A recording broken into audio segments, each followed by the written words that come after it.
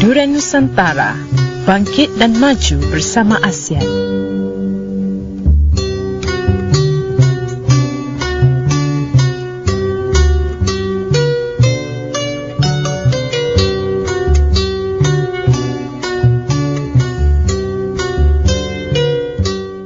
Selamat petang Kuala Lumpur, selamat petang Malaysia, selamat petang Nusantara. Bersama saya Nurbaya Hassan dan saya Raditarman Muhammad. Pada hari ini 29 Oktober 2015 bersamaan dengan hari Khamis melalui Radio Durian Nusantara, bangkit dan maju bersama ASEAN. Kami akan mulakan pengenalan bagi berita Nusantara pada hari ini 29 Oktober 2015 bersamaan dengan hari Khamis mengenai keadaan cuaca sekitar Selangor, Lembah Kelang, Kuala Lumpur dan kawasan-kawasan berdekatan dengannya. Menurut portal ataupun laman web rasmi Jabatan Meteorologi Malaysia, diramalkan bahawa akan berlakunya ribut petir di beberapa tempat pada petang nanti dan akan berlarutan hingga ke malam pula.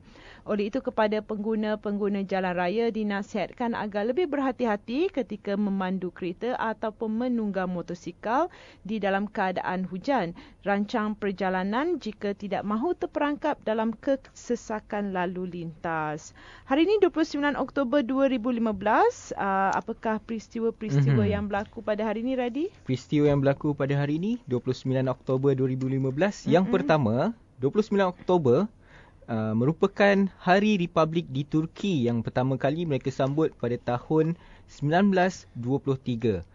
Hari Republik ialah sebuah cuti umum yang diraikan di setengah negara untuk memperingati Hari Negara Berkenaan menjadi Republik, termasuk negara-negara bekas alam Commonwealth di mana Ratu Britain menjadi ketua negara sehingga berubahnya status.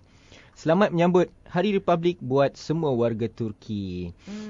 Antara peristiwa yang berlaku pada 29 Oktober, yang pertama pada tahun 1787 iaitu opera Mozart Don Giovanni dipersembahkan buat pertama kalinya di Paraguay.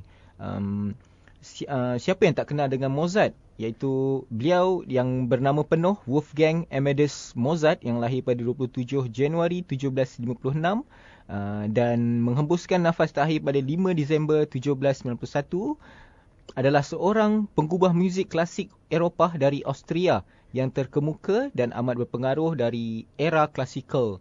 Beliau telah mengubah lebih dari 600 hasil karya termasuk kerja-kerja yang diakui secara meluas sebagai kemuncak kepada muzik simfoni orkestra, muzik kamar, piano, opera dan juga muzik koral. Mozart adalah di antara penggubah Eropah yang amat terkenal dan banyak daripada hasil karya beliau telah menjadi sebahagian dari standard untuk repertoire konsert-konsert simfoni orkestra. Seterusnya, pada tahun 1863, wakil 18 negara bertemu di Geneva dan bersetuju menubuhkan jawatan kuasa antarabangsa Palang Merah atau singkatannya ICRC.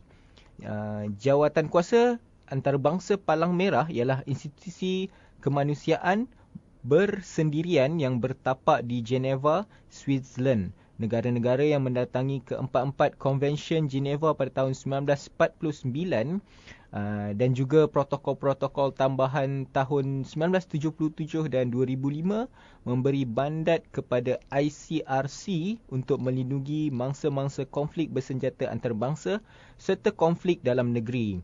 Mangsa-mangsa tersebut termasuk mangsa kecederaan perang, tawanan, pelarian, orang awam serta mangsa lain yang tidak turut berperang. ICRC ialah sebahagian daripada pergerakan Palang Merah dan Bulan Sabit Merah Antarabangsa bersama dengan Persekutuan Antarabangsa dan 186 Persatuan Kebangsaan. Ia pertubuhan yang tertua dan paling dihormati dalam pergerakan tersebut dan juga merupakan salah satu daripada pertubuhan yang paling diiktiraf di dunia setelah memenangi Hadiah Keamanan Nobel pada tahun 1917, 1944 dan 1963. 3 kali mereka mendapat Hadiah Keamanan Nobel.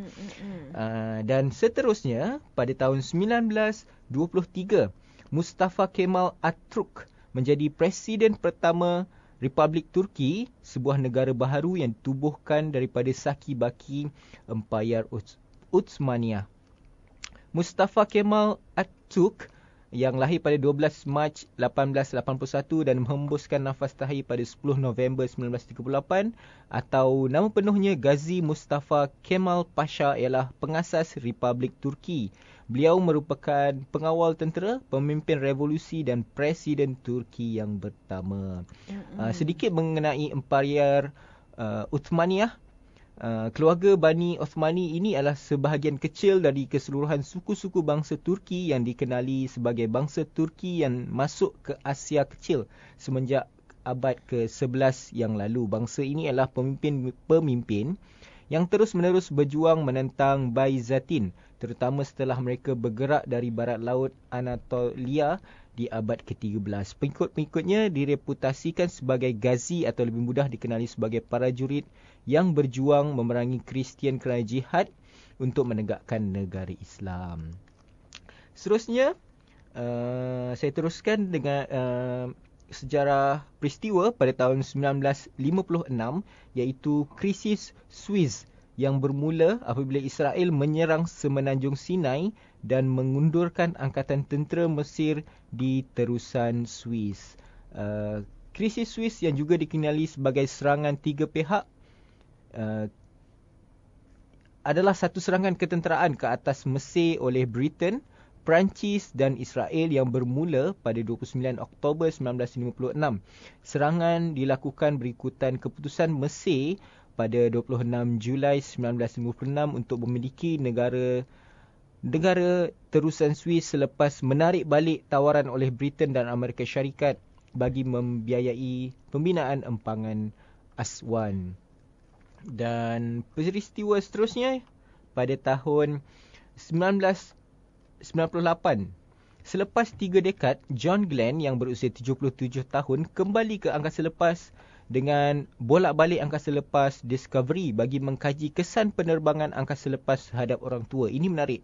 Menurut kajian beliau, orang yang tinggal di angkasa lepas, tingkat penuaan dia tu lebih lambat dibanding orang yang tinggal di bumi kerana putaran masa di angkasa lepas lebih perlahan daripada bumi. Dan seterusnya iaitu pada tahun 2011, calon Parti Buruh Michael D. Higgins terpilih sebagai Presiden Irlandia. Michael D. Higgins biasanya dikenali sebagai Michael Higgins. Ialah seorang ahli politik, pemuisi, penulis dan siarawan Ireland. Beliau menjadi Presiden Ireland ke-9 selepas memenangi pilihan raya Presiden Irlandia 2011 pada 27 Oktober 2011. Beliau merupakan salah seorang pemimpin Parti Buruh Ireland sehingga meletak jawatan selepas pilihan raya Presiden. Sebelum ini beliau merupakan guru bagi kawasan pilihan raya Galway West dan Menteri Seni, Budaya dan pada tahun 1993 hingga 1997. Yang menariknya, beliau adalah seorang pemuisi, jadi setiap hujah yang disampaikan tu indah kan. Kerana dia mempunyai dasar sebagai seorang pemuisi. Dan yang terakhir yang lahir pada 29 Oktober iaitu Abdul Gül, Perdana Menteri Turki yang ke-25 yang lahir pada 29 Oktober 1950. Abdullah Gül merupakan Presiden Republik Turki. Sebelum ini beliau menyandang jawatan Timbalan Perdana Menteri dan Menteri Luar Negeri bagi Republik Turki. Perdana Menteri yang sebelumnya telah memilih Gül sebagai calon presiden yang paling sesuai bagi Republik Turki bagi era milenium ini. Gül pernah dilihat sebagai boneka Amerika Syarikat bagi mereka yang pro-Kemalis. Beliau begitu rapat dengan kesatuan Eropah dan Amerika Syarikat yang sering dikritik oleh puak nasionalis. Itu saja sejarah yang berlaku pada hari ini. Banyak hal yang menarik. Ya, yang berlaku pada 29 Oktober. Dan saya pula ingin berkongsi mengenai fakta sains di sebalik ketawa. Dan seharusnya Radi kita pada peringkat sekarang ini, pada waktu sekarang ini kita sudah boleh bergembira, boleh ketawa dengan senang hati, riang hati kerana cuaca pun, keadaan jerebu pun sudah keadaan cuaca kita sudah beransur pulih. Sudah tiada jerebu.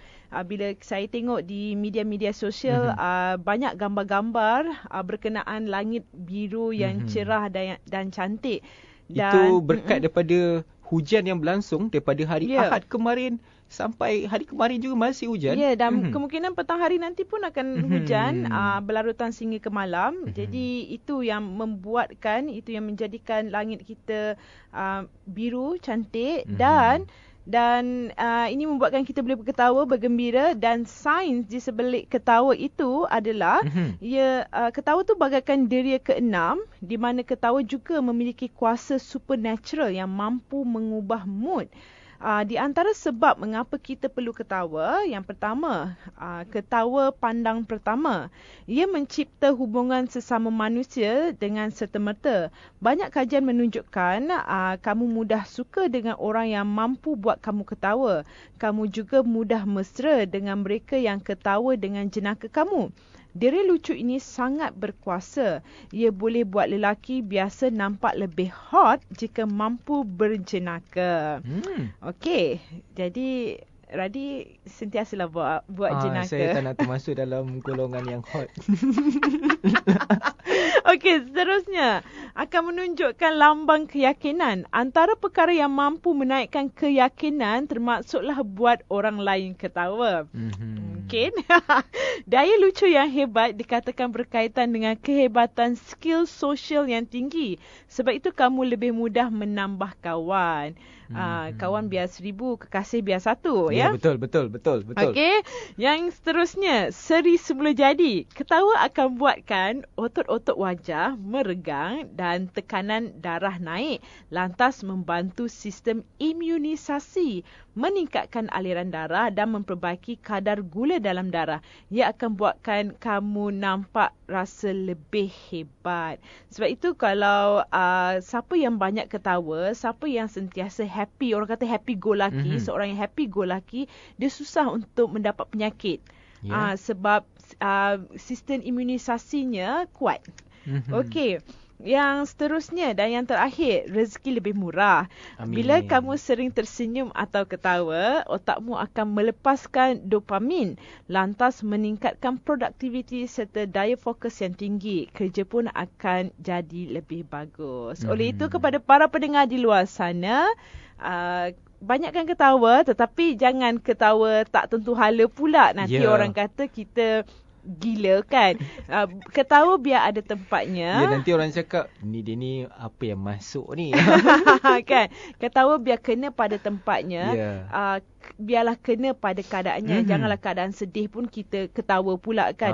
Orang kata berpada-pada. Betul. Dan kemudian banyakkan senyuman kerana senyuman akan membuatkan kita menambah rezeki, boleh menambahkan itu rakan. sebahagian daripada sedekah kan. Ya, sebahagian daripada sedekah. Okey, itu saja pengenalan dari kami pada hari ini, 29 Oktober 2015 bersamaan dengan Hari Khamis. Kita ke berita antarabangsa pula. Berita Nusantara. Masih lagi dalam berita Nusantara melalui Radio Durian Nusantara Bangkit dan Maju bersama ASEAN, bersama saya Radita Arman Muhammad dan saya Nurbaya Hassan. Dan antara berita-berita antarabangsa yang telah kami susun untuk hari ini 29 Oktober 2015 bersamaan dengan Hari Khamis, mungkin Radi nak mulakan dulu. Ya, saya mulakan. Seperti biasa, berita antarabangsa kita selalunya banyak berita yang pelik-pelik kan. Betul. Saya akan mulakan berita dengan yang paling pelik, iaitu dari Arab Saudi. Seorang lelaki ditahan polis akibat terlalu kacak. Sememangnya ciptaan Tuhan terhadap manusia begitu indah. Begitu juga kisah seorang pelakon dan juga pengacara popular yang ditahan polis di sebuah pusat membeli belah di Arab Saudi apabila kemunculannya menjadi punca kekecauan dalam kalangan peminat wanita. Abdul Aziz Al-Kasar, seorang warga Arab Saudi yang tinggal di Kuwait, berada di Riyadh atas tujuan bekerja apabila sekumpulan peminat mendekatinya untuk mengambil gambar bersamanya. Menurut laporan media setempat, Qassar memberitahu kedatangannya ke pusat membeli belah Al-Nakhil selepas bertanya pengikut media sosialnya mengenai tempat membeli belah terbaik untuk dikunjungi. Dalam temu bualnya bersama media tempatan, Qassar tidak menyangka sambutan luar biasa dari peminatnya. Kejadian tersebut dirakam dan dimuat naik ke laman sosial. Di laman sosial tersebut menunjuk rakaman Qassar dikelilingi oleh ramai wanita yang sedang mengambil gambar sebelum seorang lelaki berjubah putih menariknya keluar dari kumpulan tersebut. Kata beliau, apabila saya masuk ke dalam pusat membeli belah tersebut, beberapa orang peminat datang dan mengelilingi saya sehingga seorang datang dan membawa saya ke sebuah bilik untuk Suruhanjaya Amal Ma'ruf Nahi Munkar dalam pusat membeli belah tersebut. Tambahnya, pada bulannya telefon bimbitnya dirampas sebelum dibebaskan atas jaminan dan siasatan sedang dijalankan atas tuduhan mengganggu ketenteraman awam, bergaul dengan wanita bukan mahram dan menyalahgunakan media sosial. Seperti yang kita tahu, di Arab Saudi peraturan mereka sangat ketat mengenai hubungan yang bukan mahram, dan kadang-kadang kita yang tinggal di Asia, kadang kita rasa undang-undang itu tidak sesuai untuk dilakukan di negara kita. Benar. Berita seterusnya mengenai mangsa rogol penggal kepala anak perogol. Ini berita yang berlaku di India. Balas dendam. Ya, hukum karma. Itu nasib yang diterima seorang perogol apabila seorang gadis yang menjadi mangsa ratahannya bertindak memenggal kepala anak perogol terbabit yang berusia 5 tahun sebagai usaha untuk membalas dendam terhadap perbuatan terkutuknya terhadap mangsa. Menurut media tempatan, gadis tersebut yang berusia 13 tahun memberitahu pihak berkuasa bahawa dia telah dipukul oleh lelaki bernama Rinku di utara Paradesh, iaitu sebuah kampung yang terletak di wilayah utara India awal bulan ini. Gadis tersebut mendakwa Rinku memujuknya dengan memberikan sejenis alat pemutih yang disalah guna untuk membuatkan mangsa mabuk. Akibatnya mangsa nekat untuk membalas dendam dengan bertindak menculik anak Rinku yang ketika itu sedang bermain sebelum membunuh kanak-kanak terbabit. Mayat mangsa dijumpai dalam keadaan hangus dalam beg plastik sampah yang digeledah anjing jalanan. Sehingga kini, polis masih menyiasat kes rogol tersebut yang didakwa gadis itu dilakukan oleh bapa kanak-kanak terbabit. Gadis muda itu dihantar ke pusat tahanan Juvana Ghaziabad, manakala Rinku didakwa di bawah Akta Kesalahan Seksual kerana melanggar hak perlindungan kanak-kanak. Bagaimanapun, keluarga Rinku meminta supaya pihak berkuasa menggugurkan tuduhan terhadapnya kerana mendakwa tuduhan gadis tersebut adalah tidak berasas. Seperti yang kita pernah bacakan berita sebelum ini, memang di India sering berlaku kes pelecehan seksual dan kes rogol kerana di sana tingkat strata antara lelaki dan perempuan tu jauh berbeza, kan. Berita seterusnya, kan. Okey, berita seterusnya mengenai nahas helikopter di Libya telah meragut sekurang-kurangnya 14 nyawa. Ini berlaku di Tripoli, India, di mana sebuah helikopter yang sedang membawa 23 orang penumpang dilaporkan terhempas berhampiran barat ibu kota Tripoli pada Selasa lepas. Menurut sumber keselamatan, sekurang-kurangnya 14 orang disahkan maut dalam insiden itu. Punca sebenar nahas masih belum lagi dikenal pasti. Seorang pegawai keselamatan yang berpusat di Tripoli berkata pihaknya tidak mengetahui apakah punca dan jumlah sebenar mangsa yang terbunuh atau jika ada yang terselamat. Sumber keselamatan juga berkata helikopter itu mungkin terkena tembakan sebelum terhempas di kawasan pantai.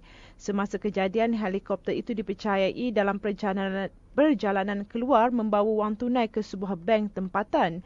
Libya merupakan negara Afrika Utara yang menyaksikan keganasan yang menjadi-jadi sejak penggulingan dan pembunuhan pemimpin Muammar Gaddafi pada tahun 2011. Seterusnya adalah berita daripada India di mana kerajaan India telah pun merancang mengharamkan perkhidmatan ibu tumpang yang kini ditawarkan kepada warga asing yang mahukan bayi. Perkembangan itu mungkin akan menjejaskan industri berkenaan yang kini semakin pesat dan menguntungkan di negara itu. Kerajaan India tidak menyokong ibu tumpang bagi tujuan komersial. Affidavit ada menyebut tiada warga asing boleh mendapatkan perkhidmatan ibu tumpang di India, sambil menambah ibu tumpang hanya akan disediakan untuk pasangan India sahaja. Affidavit kerajaan itu dikemukakan kepada Mahkamah Agung. Ramai pasangan subur, sebahagian besar dari luar negara, menyewa rahim wanita tempatan iaitu warga India untuk mengandung dan melahirkan anak mereka. Kegiatan itu semakin mendapat tentangan ramai kerana dikhawatiri perniagaan yang tidak terkawal itu bakal mengeksploitasi wanita miskin. Memaksa petisyen itu dikemukakan kepada mahkamah untuk suatu tindakan. Kerajaan India menerusi affidavit yang dikemukakan kepada mahkamah di Delhi oleh Peguam Cara Negara, berkata ia memerlukan sedikit masa untuk membolehkan undang-undang itu dilaksanakan. Kerajaan India akan melarang dan menghukum perkhidmatan ibu tumpang komersial. Bagi saya ini sesuatu yang bagus kerana takut jika ia berluasa sesuatu perkara yang buruk pula yang akan berlaku. Mungkin jika tidak dikawal, mungkin kanak-kanak wanita perempuan pula yang akan dijadikan ibu tumpang pula. Ini sesuatu yang tidak berperi kemanusiaan kerana kanak-kanak mereka ada peraturan ataupun undang-undang khas untuk mereka kan. Okey, seterusnya ini berkenaan dengan insiden di Melbourne yang dilakukan, kekecohan yang dilakukan oleh seorang warga Malaysia yang tercetus di pusat wilayah bisnes di Melbourne petang Selasa lepas. Dan lelaki itu bersenjatakan pisau pemotong daging secara tiba-tiba menawan sebuah restoran makanan Malaysia. Lelaki yang berwarga negara Malaysia itu dipercayai berusia 20-an telah menyebabkan pasukan polis Australia bergegas ke lokasi dan mengosongkan premis tersebut. Pihak polis kemudiannya berunding dengan lelaki itu yang berdiri di ruang jendela aras dua restoran berkenaan sambil menjeritkan permintaannya. Insiden tersebut berlangsung selama lebih kurang 3 jam sebelum pihak polis akhirnya dapat memujuk lelaki itu untuk menyerah diri. Okey, berikut adalah beberapa maklumat insiden yang dilaporkan oleh media pada Selasa lepas. Menurut portal berita The Star, lelaki tersebut merupakan warga Malaysia yang dikenali sebagai Panjang. Dia ialah pelanggan lazim di restoran Little Ipoh, tempat berlakunya insiden tawanan tersebut. Lelaki itu dipercayai tinggal di Springvale, iaitu kawasan pinggir bandar Melbourne. Dia tidak memiliki keluarga di Australia. Sewaktu adegan tawanan di restoran itu, dia banyak kali menjerit dan meminta agar dapat bertemu dengan ibunya. Pihak polis memberi maklum balas kepadanya dengan menyatakan bahawa pihak berkuasa akan menghubungi Jabatan Imigresen. Drama mencemaskan itu berlaku di restoran Little Ipoh di La Trobe Street di sebatang jalan popular di Melbourne. Jalan tersebut menempatkan pelbagai premis awam dan persendirian termasuk beberapa buah kafe dan restoran. Terdapat 2 stesen kereta api bawah tanah di La Trobe Street iaitu stesen Flagstaff dan Melbourne Central. Kawasan tersebut juga dilintasi laluan tram City Circle. Sewaktu insiden itu berlaku, sistem pengangkutan awam dan lalu lintas terpaksa dilencongkan. Dan menurut portal berita 9news.com.au, pasukan polis operasi KAS di Victoria telah menerima panggilan kecemasan sekitar jam 1 petang mengenai kekecohan di La Trobe Street melibatkan lelaki yang bersenjatakan pisau pemotong daging. Sejurus tiba, pasukan polis mengambil masa sejam untuk mengepung kawasan restoran Little Ipoh dan laluan di sekitarnya. Lelaki tersebut terus melaungkan permintaannya dari aras dua restoran restoran tersebut. Ketika itu tiada pelanggan berada di dalam restoran yang ditawan itu kerana sudah dibawa keluar dari premis berkenaan. Pada jam 2.15 petang, lelaki yang telah memecahkan beberapa buah jendela di restoran itu dilihat melontar kepingan kaca besar kepada pihak polis pula. Sekitar 15 minit kemudian, lelaki itu memakai cermin mata hitam dan menunjukkan isyarat aman dengan jarinya kepada khalayak umum yang berkumpul di luar restoran. Menurut berita news.com.au, lelaki itu turun selepas jam 3 petang setelah pegawai polis berunding dengannya menggunakan alat pembesar suara. Dia telah dibawa dalam pengawasan dan kawalan polis jurus keluar dari restoran itu. Pihak polis berkata premis tersebut mengalami kerosakan sepanjang lelaki itu berada di dalam restoran berkenaan. Ini antara masalah yang dialami oleh pelajar di luar negara, pelajar Malaysia yang berada di luar negara.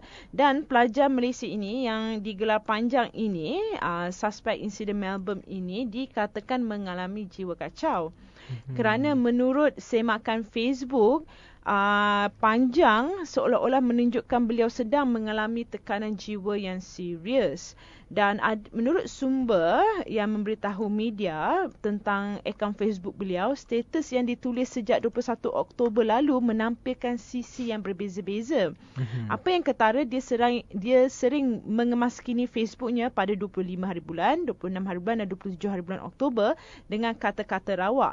Dan status terakhir dimuat naik pada jam 11.35 pagi Selasa, iaitu hari yang sama dengan insiden yang berlaku di pusat wilayah bisnes di Melbourne. Antaranya dia ada menyebut tentang penggunaan dadah. Dia juga turut berkongsi tentang mahu menukar namanya kepada Miriam. Kemudian dia juga menyentuh tentang agama dan pelbagai isu lagi.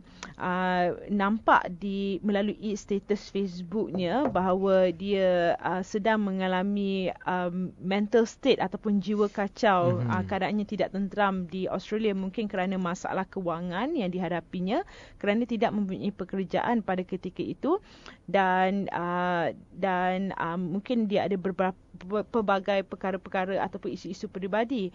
Sementara itu, seorang wanita yang dikatakan mewakili pihak keluarga panjang ini memohon maaf atas status yang dimuat naik olehnya di Facebook.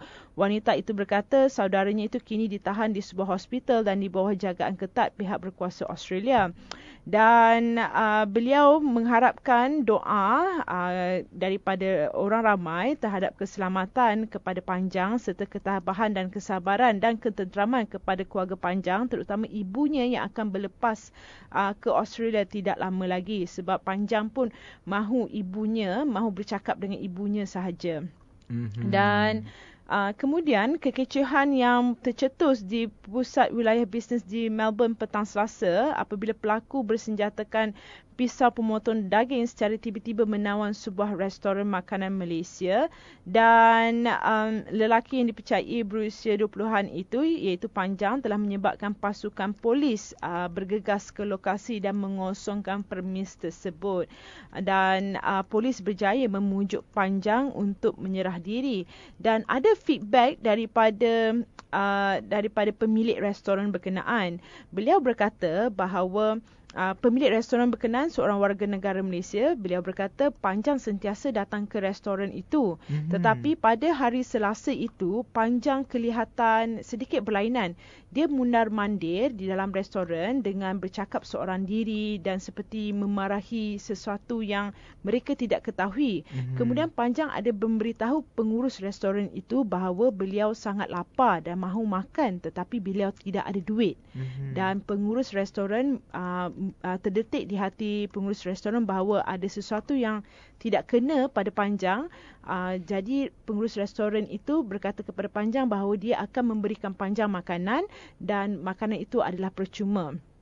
Kemudian setelah diberi makanan, Panjang berubah sikap dengan memarahi pengurus itu dan mula mengacukan pisau dan garfu kepada pengurus. Bermula dari situlah insiden itu berlaku. Dan suami kepada pemilik restoran ada di restoran, dan suami pemilik restoran dengan secara senyap-senyap mengarahkan pekerja keluar secara perlahan-lahan mengikut pintu belakang restoran tersebut untuk mengelakkan kejadian yang tidak diingini berlaku. Ini antara yang berlaku di luar negara mengenai pelajar Malaysia. Berikutan, saya berasakan mungkin kerana tekanan mental yang dihadapinya berikutan mungkin kesempitan duit, tidak mempunyai pekerjaan untuk membantu mendapatkan duit tambahan untuk meneruskan pekerjaan, untuk meneruskan pembelajaran, malah meneruskan kehidupannya di sana. Jadi mungkin tekanan sedikit demi sedikit menjadi banyak, dan inilah jalan terakhir yang boleh dilakukan. Dan media juga berkata bahawa Panjang juga mengalami masalah visa. Jadi itu yang membuatkan dia lebih tertekan. Jadi bercakap mengenai masalah visa ni kan, memang kalau kita menghadapi masalah visa, pengalaman saya belajar di luar negara, memang stres kan. Sebab waktu saya di Indonesia, jika kita terlambat satu hari, denda dia tu RM250,000 untuk satu hari terlambat. Jika seminggu dah berapa? Jika sebulan dah berapa?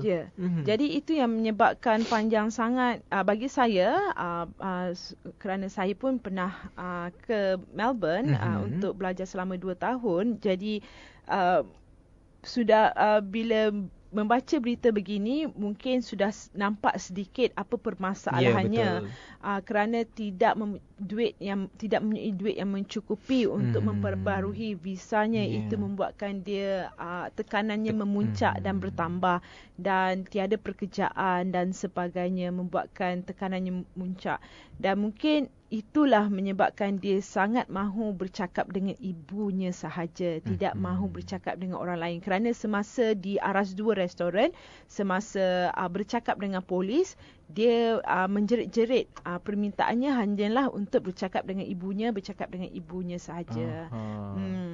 Okey, itu saja berita antarabangsa yang telah kami sediakan untuk hari ini. Mungkin kita akan mendapat sesuatu yang manfaat, sesuatu informasi yang berguna melalui berita-berita antarabangsa ini. Kita berehat sebentar sebelum kita ke berita politik dan hal ehwal semasa.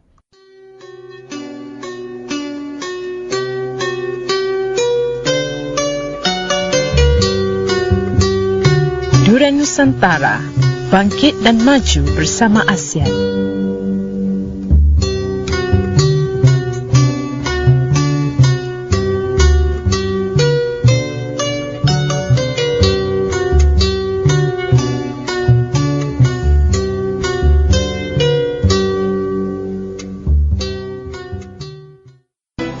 Berita Nusantara. Terima kasih kerana masih bersama dengan saya, Nurbaya Hassan. Dan saya Radita Arman Muhammad. Melalui Radio Durian Nusantara, bangkit dan maju bersama ASEAN. Dan berita-berita politik dan hal ehwal semasa yang telah kami susun pada hari ini untuk Berita Nusantara 29 Oktober 2015 bersamaan dengan hari Khamis. Antaranya adalah Indonesia cadang perketat syarat kemasukan tenaga kerjanya ke Malaysia. Kerajaan Indonesia bercadang memperketatkan peraturan kemasukan rakyatnya untuk bekerja di Malaysia bagi memastikan tidak berlaku lambakan tenaga kerja Indonesia ataupun TKI di negara ini. Naib Presiden Indonesia Jusuf Kalla berkata antara peraturan yang dicadang oleh Kerajaan Republik itu adalah tenaga kerja yang akan keluar negara terlebih dahulu dilatih dan mempunyai kemahiran dalam bidang-bidang tertentu. Katanya lagi, dengan menjadi pekerja mahir, TKI layak untuk diberikan gaji minimum yang ditetapkan oleh Kerajaan Malaysia serta mendapatkan perlindungan insurans. Beliau berkata bahawa perlunya ada aturan dan pekerja harus ada skill ataupun kemahiran yang tertentu dan mereka juga harus diberi gaji minimum dan juga perlindungan insurans. Beliau bertambah lagi, sudah tiba masanya kerajaan Malaysia mempertimbangkan penguatkuasaan gaji minimum untuk golongan pekerja domestik kerana golongan itu juga memerlukan pembelaan. Jusuf berkata sebelum ini rakyat Indonesia banyak pergi ke Arab Saudi dan Malaysia untuk menjadi pembantu rumah kerana gajinya adalah 5 kali ganda jika dibandingkan dengan di Indonesia. Tetapi sekarang ini gaji pembantu rumah di Indonesia sudah naik sehingga 2 juta rupiah, kira-kira RM630 Malaysia. Yusuf Kala berkata asas kepada permintaan gaji minimum untuk pembantu rumah adalah jika mereka mahu bekerja di luar negara, gajinya hendaklah 2 atau 3 kali ganda daripada pembantu rumah di Indonesia dan adalah tidak bermakna untuk mereka bekerja di luar negara jika gajinya lebih rendah daripada bekerja di negara sendiri.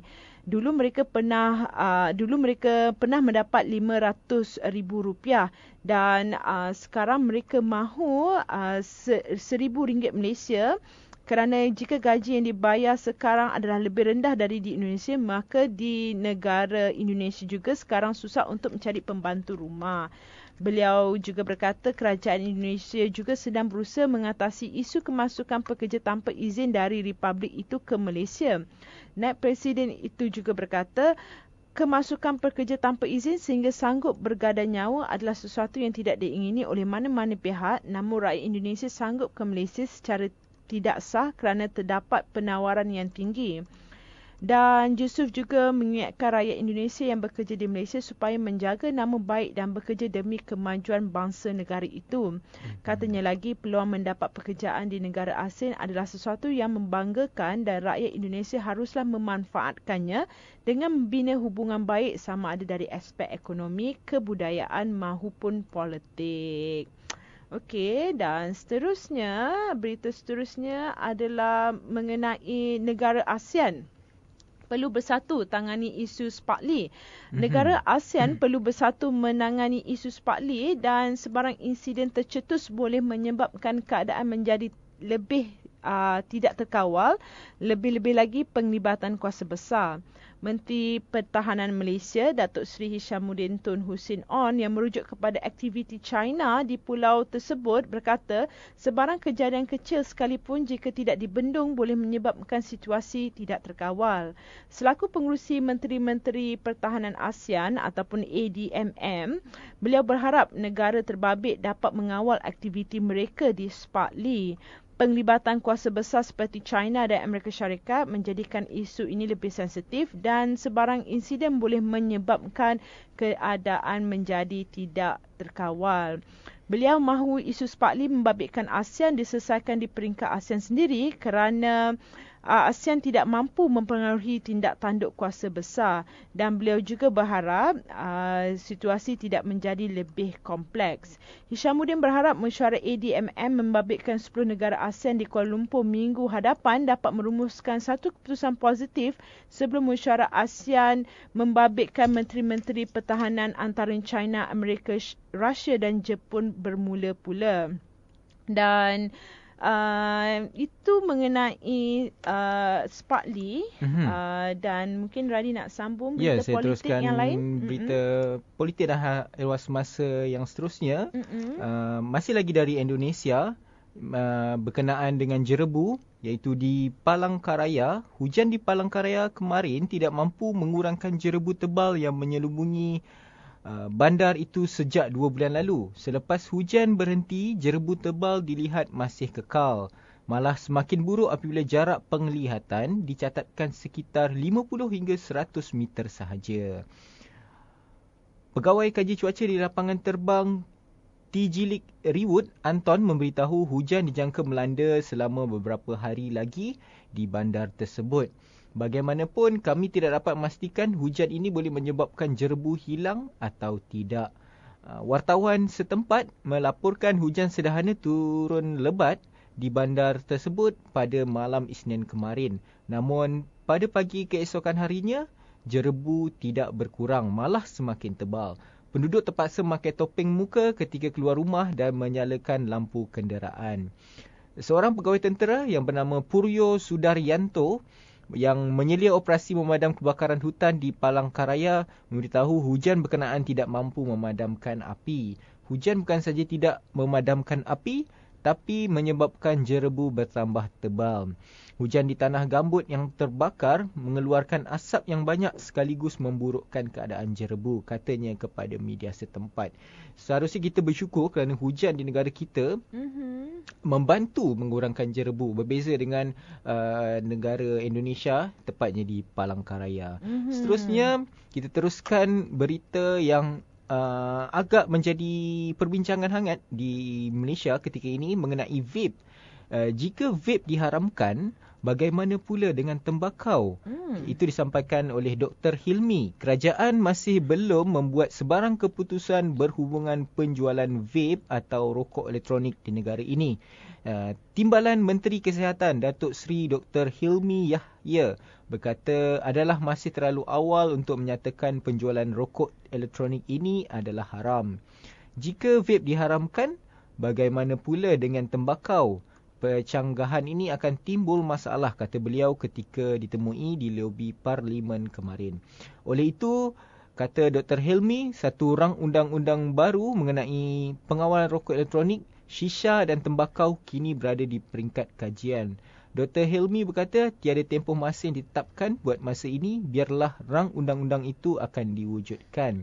Sebelum ini, pelbagai pihak mempersoalkan keselamatan dan penggunaan rokok elektronik itu termasuk dari segi kesihatan.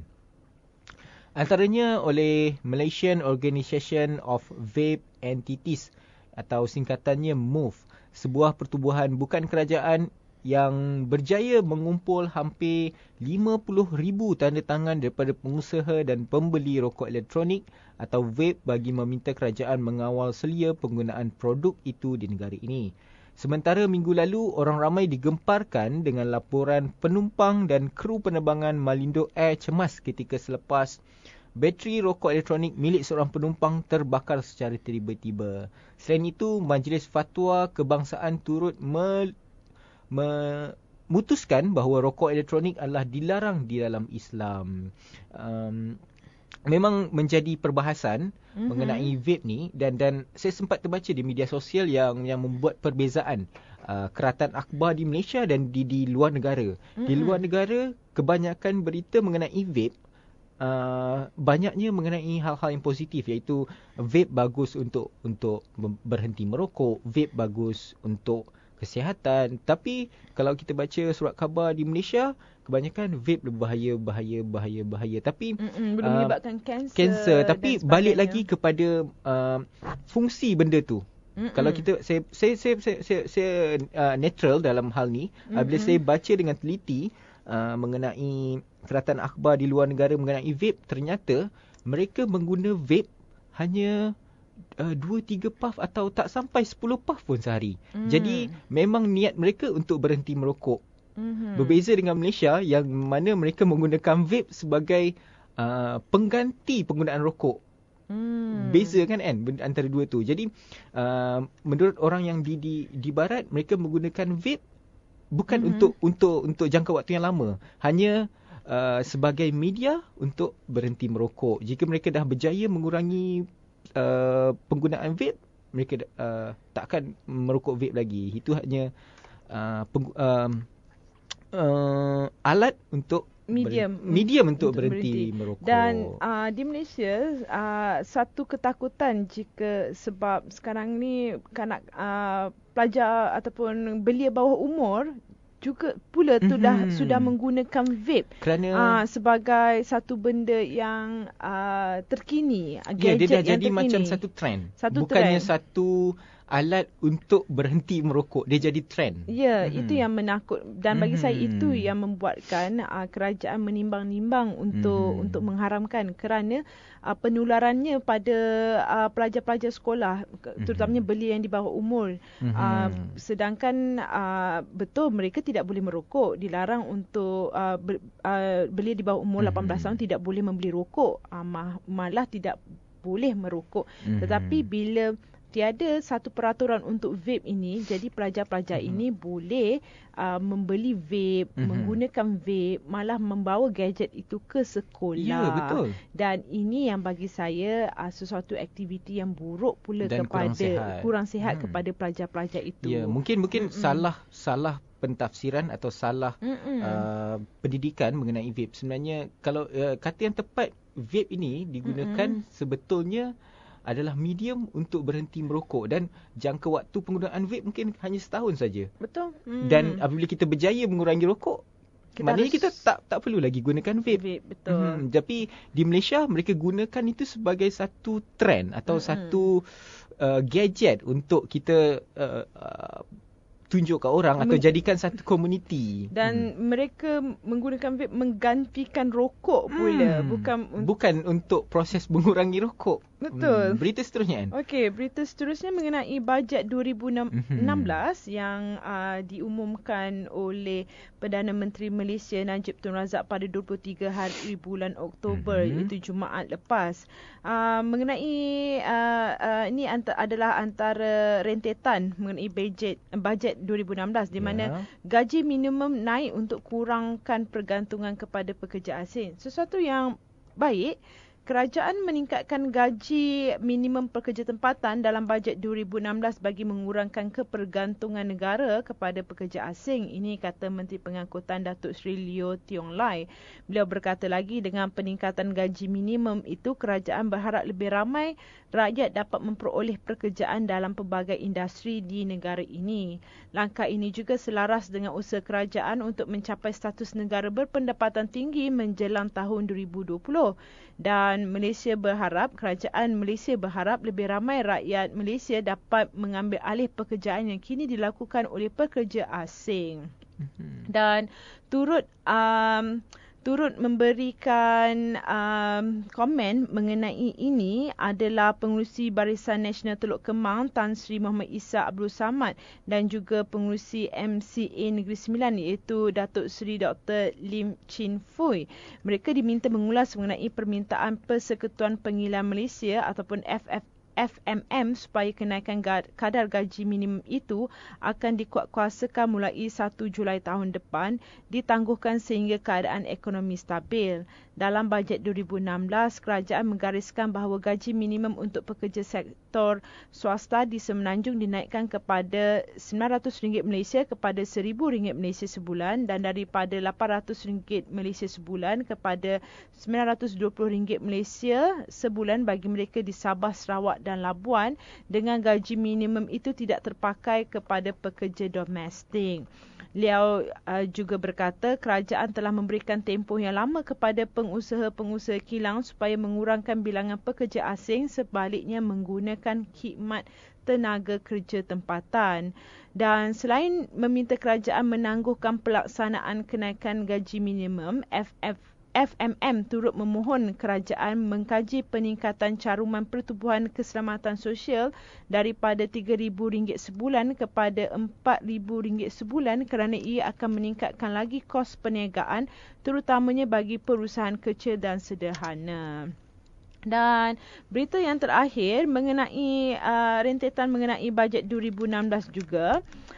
Ini di mana bajet 2016 sememangnya memudahkan pembeli rumah kali pertama memiliki kediaman, namun berasaskan kajian oleh iProperty.com Malaysia, responden menilai harga hartanah mampu milik semasa sebagai sederhana tinggi.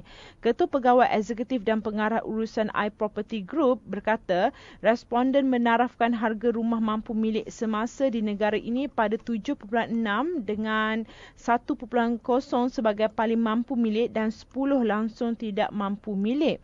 Katanya, bajet 2016 tidak memperkenalkan langkah baru bagi menangani isu ini, namun ia menawarkan langkah bagi menampung keperluan perumahan mampu milik dan menampah baik pengangkutan awam. Dengan menjual hartanah pada harga 20% lebih murah menerusi Perbadanan Prima Malaysia, ia pastinya dapat membantu pembeli rumah kali pertama. Dalam bajet 2016, kerajaan mengumumkan pembinaan 5,000 unit rumah di bawah Prima dan program perumahan penjawat awam Awam 1 Malaysia di 10 lokasi yang berdekatan dengan stesen aliran transit ringan dan monorail termasuk di Panan Jaya, Sentul dan TT Wangsa. Dan terdapat juga permintaan yang kukuh terhadap kediaman mampu milik di pusat-pusat bandar utama. Ini merupakan lokasi strategik dan pastinya menarik tumpuan pembeli rumah kali pertama untuk mendapatkan rumah di kawasan tersebut. Dan itu saja berita politik dan hal ehwal semasa pada hari ini berkenaan rentetan bajet 2016 berkenaan dengan diharapkan dengan menaikkan gaji minimum akan dapat membantu negara kita mengurangkan kebergantungan kepada pekerja asing. Ya, betul. Seperti yang kita pernah sampaikan lepas bahawa Zahid Hamidi akan membawa 3 juta pekerja asing daripada Bangladesh. Mungkin ini akan dapat diberhentikan. Maksud di situ bukan kita resis kepada warga negara asing, tapi sekurang-kurangnya kerajaan perlu lihat mengutamakan lambakan-lambakan penganggur yang betul. ada di negara dan ini. Dan saya masih ingat berita yang saya sampaikan semalam mengenai masih banyak pelajar-pelajar yang menggunakan pinjaman PTPTN, masih banyak yang belum terbayar. Ya, sebanyak more than 600,000 yang masih lagi belum membayar. Dan ini kerana mengapa mereka tidak dapat membayar? Kerana mereka masih lagi tidak dapat pekerjaan yang tetap, pekerjaan yang dapat mampu menampung mereka untuk membayar PTPTN tersebut. Penghasilan yang belum stabil. Dan saya juga berharap dengan menaikkan gaji minimum ini, rakyat kita sendiri juga tidak memilih. Betul. Buangkan sifat memilih kerja itu, kerana apa kerja sekalipun asalkan mendapat